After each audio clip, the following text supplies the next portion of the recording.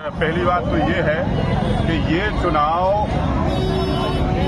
वहाँ जो भारतीय जनता पार्टी के प्रत्याशी थे आशुतोष तिवारी और हमारे घनश्याम सिंह जी जो कांग्रेस के प्रत्याशी थे, ये चुनाव ना ही तो भाजपा के प्रत्याशी और ना ही हमारे कांग्रेस प्रत्याशी के बीच में नहीं था, लेकिन कांग्रेस का चुनाव मध्य प्रदेश की भाजपा सरकार से था।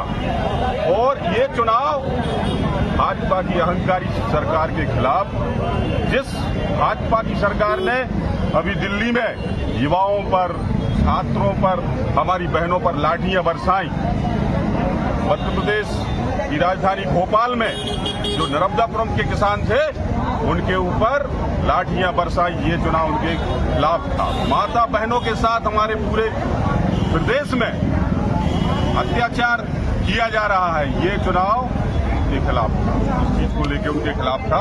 और आदिवासी हमारे अनुसूचित जाति वर्ग के लोगों पर और माता बहनों पर जो अत्याचार भारतीय जनता पार्टी की सरकारों में किया जा रहा है, ये उसके खिलाफ चुनाव था।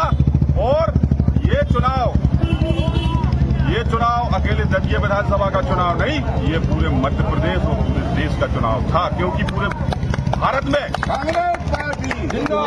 तीन विधानसभा उपचुनाव, एक बिहार में था, एक हमारे मध्य प्रदेश में और एक और, जो ये लोग अपनी भारतीय जनता पार्टी के जो लोग अपनी पार्टी को विश्व की सबसे बड़ी पार्टी कहते हैं, और इनका जो राष्ट्रीय अध्यक्ष है नितिन नवीन, वो भी बिहार में अपनी पोलिंग हारा। अब आप समझ सकते हैं कि पूरे देश की जनता, पूरे मध्य प्रदेश की जनता भारतीय जनता पार्टी की नीति रीति को समझ चुकी है। ये सिर्फ भ्रष्टाचार, बदमाशी, दबाव, चोरी करके चुनाव जीतते हैं। और इस चुनाव ने दतिया विधानसभा का जो चुनाव हुआ है मध्य प्रदेश में, इस चुनाव ने ये साबित कर दिया है कि 2028 में कांग्रेस की सरकार मध्य प्रदेश में बनेगी। और आज पूरी सरकार दतिया के उपचुनाव में पूरा उनका प्रशासन, पूरा चुनाव निर्वाचन, पूरे उनके नेता, मुख्यमंत्री, पूरे कैबिनेट मंत्री, पूर्व मंत्री, पूरे विधायकगण दतिया विधानसभा की एक एक पोलिंग पर भाजपा के बैठे रहे। और वहां की जनता ने और हमारे कांग्रेस के कार्यकर्ताओं ने दतिया विधानसभा का उपचुनाव जिता दिया। मैं हमारे कांग्रेस के कार्यकर्ताओं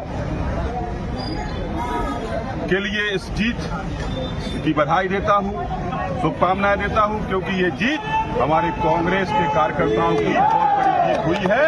हमारे दतिया क्षेत्र की जनता की ये बहुत बड़ी जीत हुई है। हमारे आदरणीय प्रदेश के अध्यक्ष जीतू पटवारी जी, आदरणीय दिग्विजय सिंह जी, आदरणीय कमलनाथ जी, आदरणीय हमारे अर्जुन सिंह जी के पुत्र अजय सिंह जी, आदरणीय जयवर्धन सिंह जी, आदरणीय हमारे जो वहां के प्रभारी थे सिद्धार्थ कुशवाहा जी, ये उनकी जीत है।